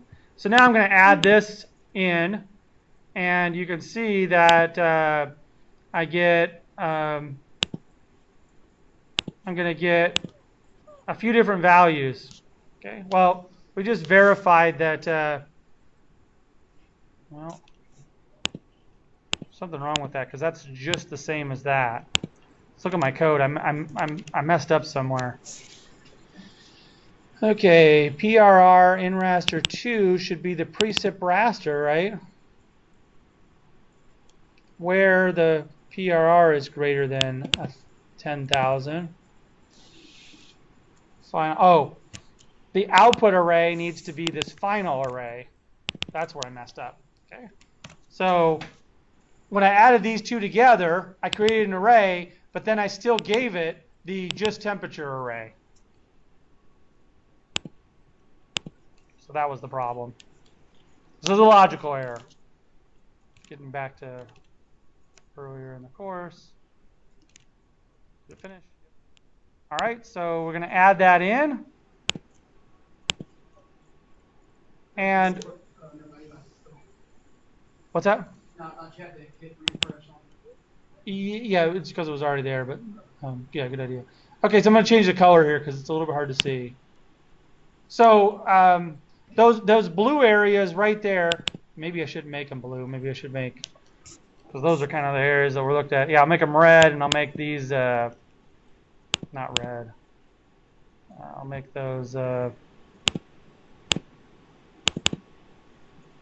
like yellow. Oh, actually, I'll make them. Okay, so the blue areas here represent areas that are either hot or they're hot or they have a lot of precipitation, and the red areas represent those areas that were both hot and had a high temperature according to our cutoffs. So can you add more? I forget what we did the last time, but you added more like, I don't know if they were fields or what, but like going in between the 1 and the 2, like 1 point something, you know what I mean, going all the way to 2. Is that possible? oh, you mean what? Okay, so like you know how we have 3 colors right there? Yeah. Kind of like how you did it with that precipitation. Can you do that between that 1 and that 2? First values and leading up to 2. It might be like a weird question. Like this one? No, below it. This It's one. got that little color ramp. Oh yeah. Well, no, you can't do that because all of the values are either 0, 1, or 2. Oh, okay. Because of what we've done. We took one data set and we turned it in. We made everything either 1s or 0s. And we took another data set and we made it either 1s or 0s. And we added them together. So by definition, we only have 1s, 0s, and 2s because 1 plus 0 is 1 plus 1 is 2. Now we could change this to 10, and then what we would have is we would actually have, so we converted the temperature array. Is that the temperature array? Yeah, we're going to convert the temperature array to 10s and 0s. And so now what we'll have is we'll have 11s. Let me refresh that. So we'll have 11s, 10s, 1s, and 0s. So and again, the colors are not that great. Is your no data for the my raster still 14? No, the no data. So probably the best way to do, so right now, yeah, the no data is no longer going to be. We're in this one, right? Nope. We got too many open. It's example. It's that one, right? Yep. Okay. Example 5B. So right now we converted the no data to 1,000, and then when we ran it, as we said, anything that's. On the my raster line. What's that? On the my raster line at the bottom, what's no data equal to? If you go down towards the bottom. I said 14, but that's why we get all those. We don't get anything that's no data. Okay. To solve that problem, the best. Oh, sorry, go ahead. And then for some reason, mine's only giving me 2 instead of 3 or 4 when I run it. Well, yeah. So did you change this to 10,000 and this to 10? Oh, I just now did that. Yeah. So if this was back to 14,000, there's no overlap between the two. So that's. I'm only getting the 0 and 10. I'm not getting the 1, 0, and 11, or whatever. Are you adding these two together? Oh no, I put an equal sign, so it's plus sign. Yep. That's why. Okay. So the best way to solve the problem of getting the no datas back in would be to do something like this, we could say numpy dot where is equal to array equals negative 1,000. Then we could say comma, if it does equal negative 1,000, it needs to equal negative 1,000. And if it doesn't equal negative 1,000, give it the value of that's already in final array. So logically, what we're doing there is we're saying take this data set that actually had negative thousands where we wanted no data, and reassign anything where those values exist, reassign them no data in this output array. Otherwise, just give them the final array value. So now we just need to change this to negative 1,000, save it, and I'm just gonna X this out because I'm gonna add it back in and run that.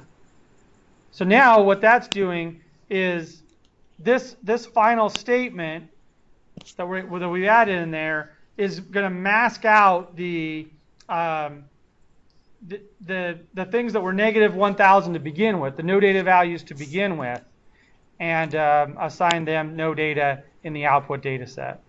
So I was looking if there was a way to just turn everything off, but I don't see a way to do that. I don't see what data sets are. There we go. All right, so let's add that final data set in.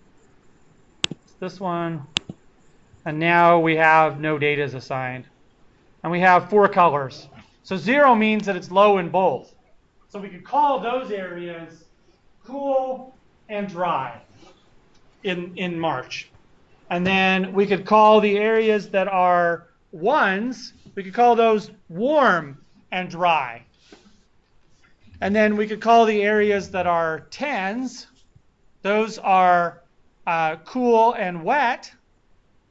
Okay, that's us. That makes sense in March. We could refer, I mean, that's relative to the rest of the United States. We would say that we were cool and wet in March usually. And then the areas that are orange are the kind of crossover, the areas that are warm and wet for both. Because 1 plus 10 is 11. 1 plus 10 is 11. So now we've made a map of different areas. So the Pacific Northwest is also cool and wet, right? And we could do this like for every single month of the year, and that would be pretty easy. So we've got all of this code. We could go format, indent region, and say for x in range 1, 12, colon, and then I'll just do this, plus str x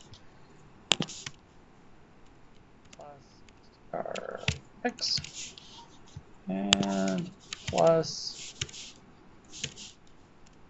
str x. Now I do admit that our cutoffs are totally arbitrary, right? Like those 75 is a kind of an arbitrary definition of what's warm and what's cool, and this precipitation is also an arbitrary definition of what's warm and what's cool. But now what this is going to do is it's going to loop through this, and it's going to pull out, first January's precipitation and temperature, then February's and March, April, and so on until it gets all the way through, and it's going to save out the results to this data set. And I'm going to remove this data set so that it doesn't freak out. And then I'm going to run this guy. I'm going to put one more print statement in here so that it print done with plus str x. So now I'll be able to see, each time through that it's completed with that particular month. So it's going to start. So it's computing January right now. Now it's done. It's computing February, March, April, and it's going to compute all the way through till it gets to the end. So we can start looking at the ones that it's finished. So we've got 1 through 4 at least. So here in April, we know that 11 means warm and wet. So now where we are is warm and wet in April. 10 means warm and dry, right? Because the 2 digits are precipitation. So actually, this is saying that some of you guys on the very coast are in April are just barely into the dry category, but still warm. Anyway, that's what that's implying. So, but here we've got. Let's go to October. See what it is. In October, we're pretty much in the this is 1, so we're in the cool but dry category in October. Not the last few weeks, right? It's kind of got some wet, but on average, we're cool and dry, whereas just a little bit to the east of us or west of us, and in Texas here, is on average got an 11, which means it's warm and wet. Sorry, this is still warm. So this warm and dry is our October value.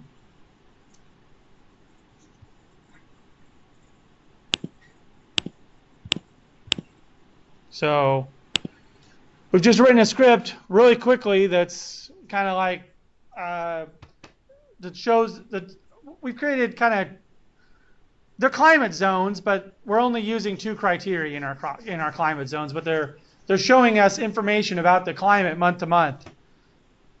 So we've just automated that task so that we could quickly see those. And these could be inputs to something else logically, but now we have that information. All right. Let's see here. So,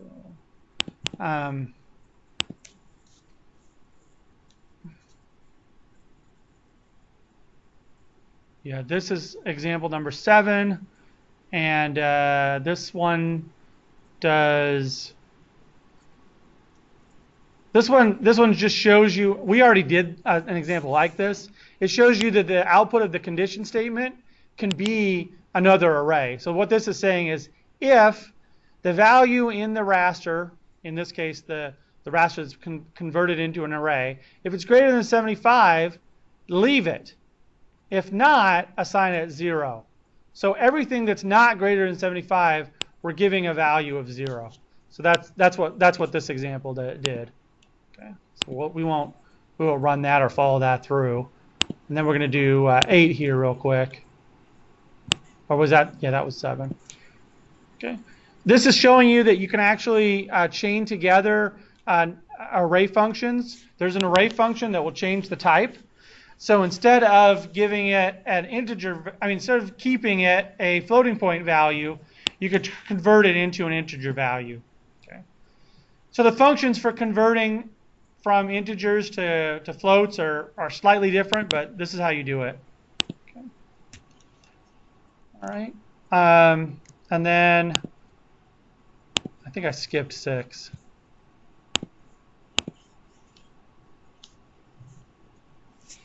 Yeah, 6 is an example of nesting conditional statements. So we've got 2 where can statements, one inside of another.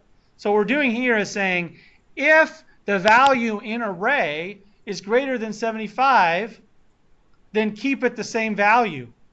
If it's less than 75, then the value should be checked, and if it's equal to 14, make it 99. If it's not equal to 14, make it 0.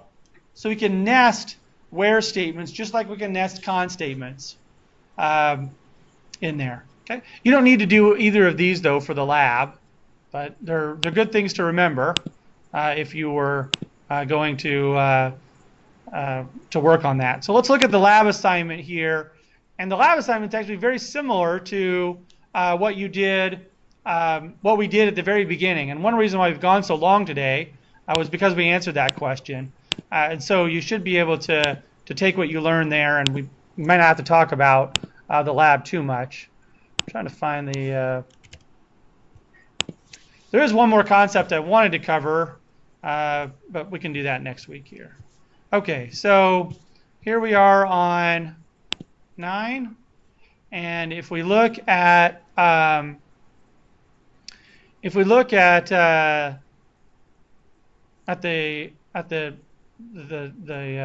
test here, I mean not the test here, the assignment, the lab, you have to download the temperature data, which you have, and what I want you to do is very simply write a program that adds up the temperature values in a loop and then in the eval statement. So what you're going to do is write a loop that loops through each of just the temperature data sets, okay, and then converts them into an array, and then adds them all up together, okay? So that's the first assignment. Okay, the second assignment is to actually, let's just leave that assignment, and I'll modify this so that that's the assignment. Okay. Let me change that really quick.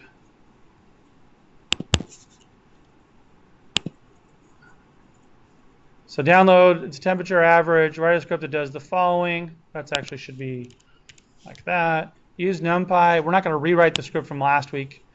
We're going to use this NumPy to convert, or sorry, I'll just say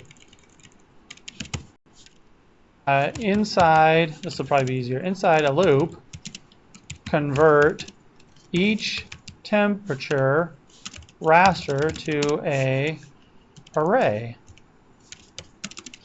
and add all the arrays together to get a total.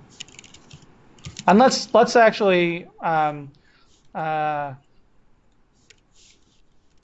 make that finally divide that raster by 12 to get the average monthly, the average yearly temperature.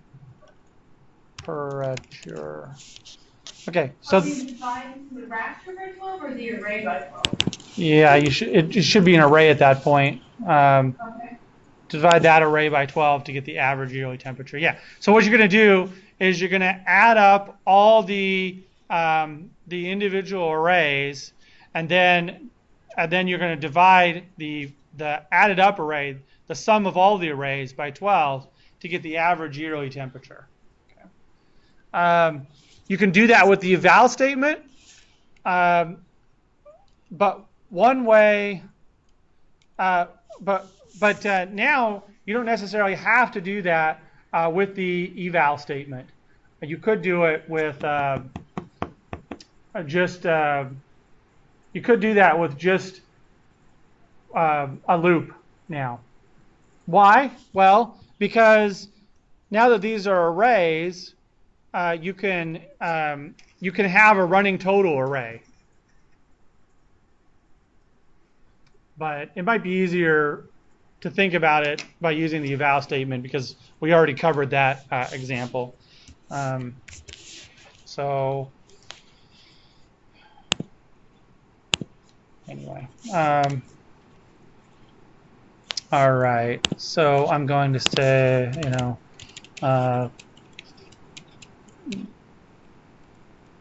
modified during M9 class commit and push. So now once this actually works, it keeps making me sign in and sign out.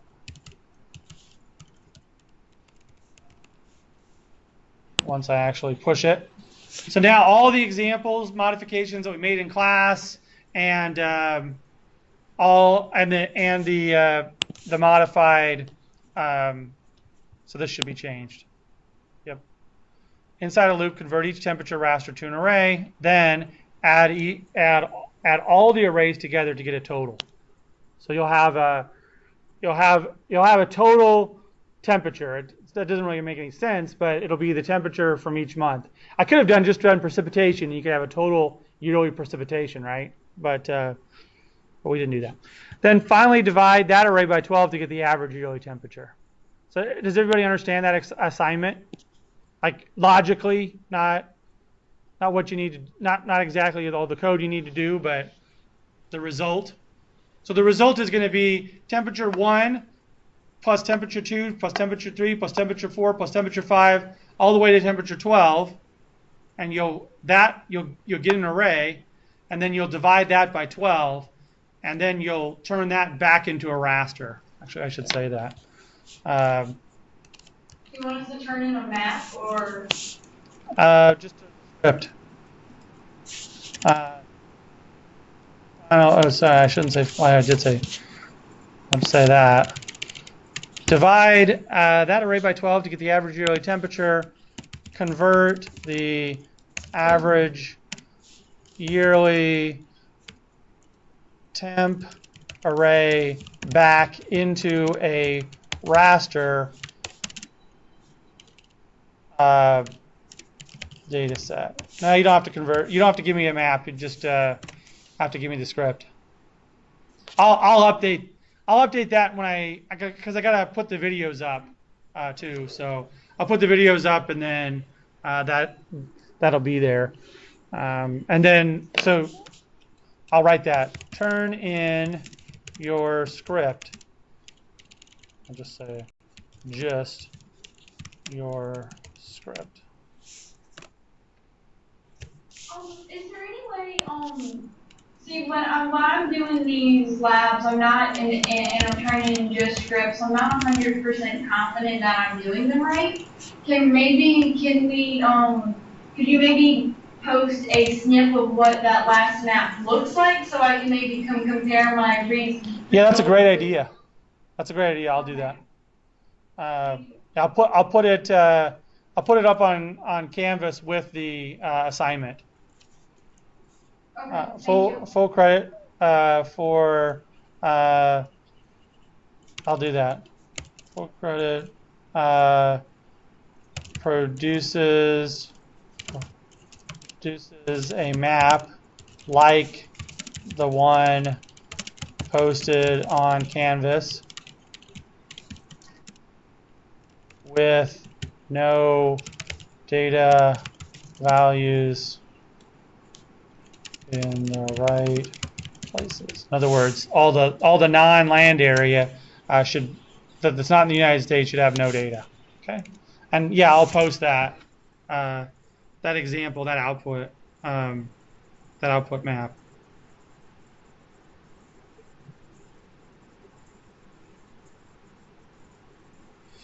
Okay, that's a great question. All right, so to start off, it's going to be something very similar to this. In fact, here, I'll just start off. Save as, I'll call this Raber George, and this will be posted up there too. 9_1. It's the only assignment for this week. And so you're going to start off very similar to this. I didn't ask you to convert it. So let me delete everything that we're not doing. Okay, we're doing all that. Yep.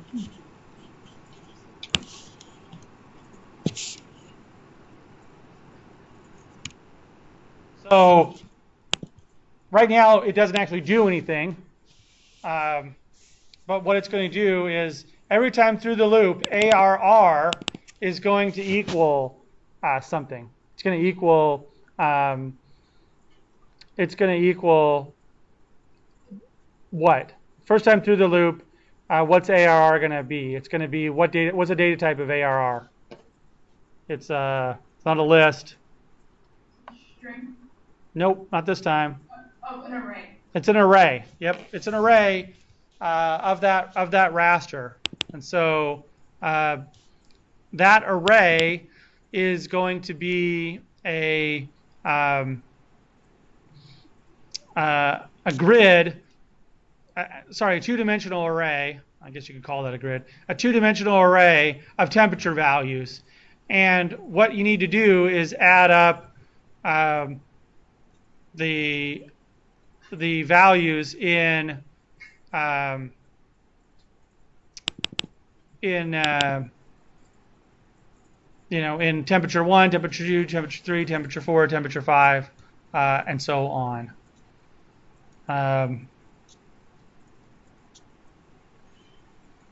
Yeah. Actually, I see. You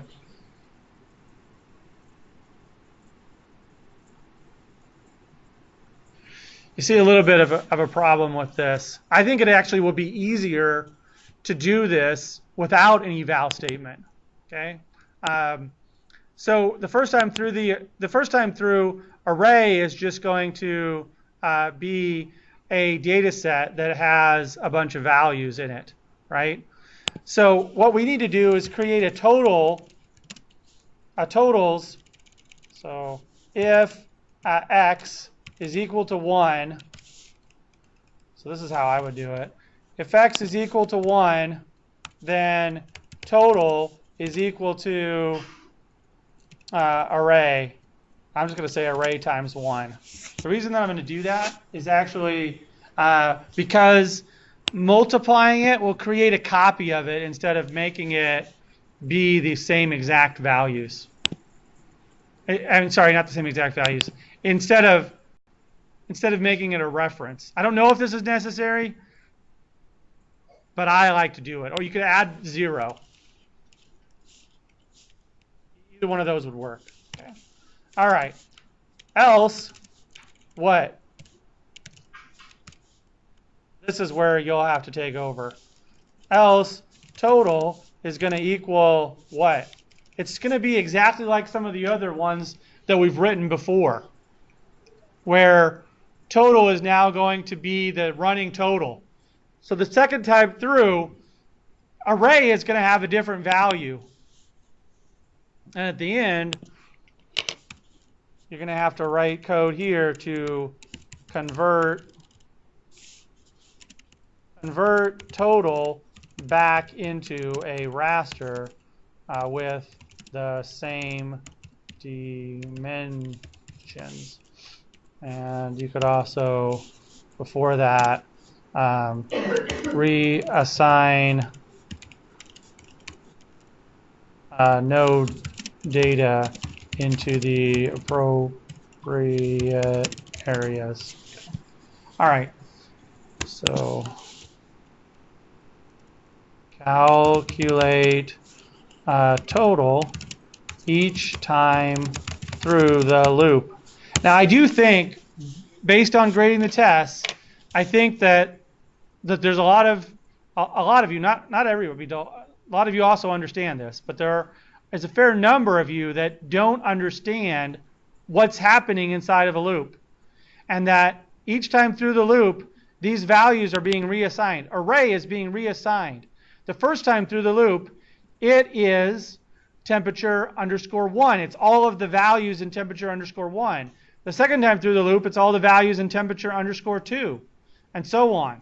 So the reason that I'm doing this here is I'm giving all the values in temperature 1 to total.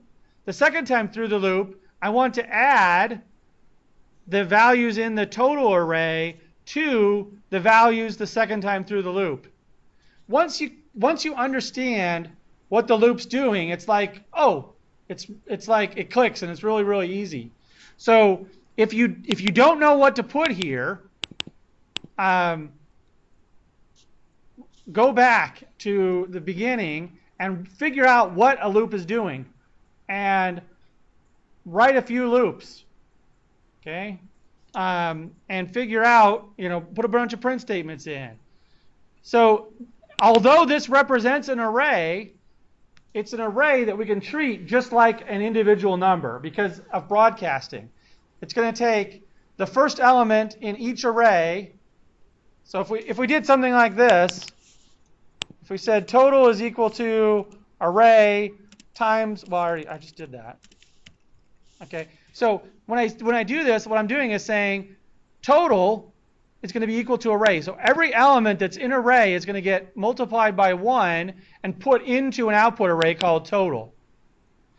If I did this,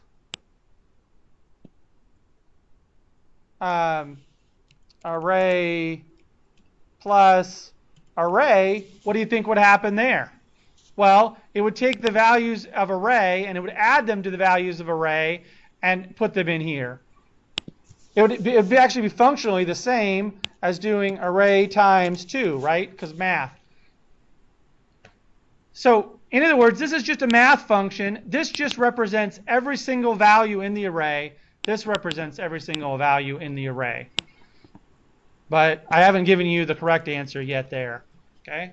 But it is the same as the examples we've done before. How do we get totals before? Total equals something plus something, okay? And then you need to put a where statement in here to mask out the no data appropriately.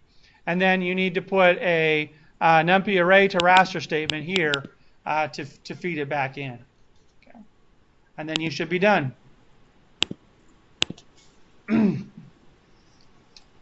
All right, so that's a starter script.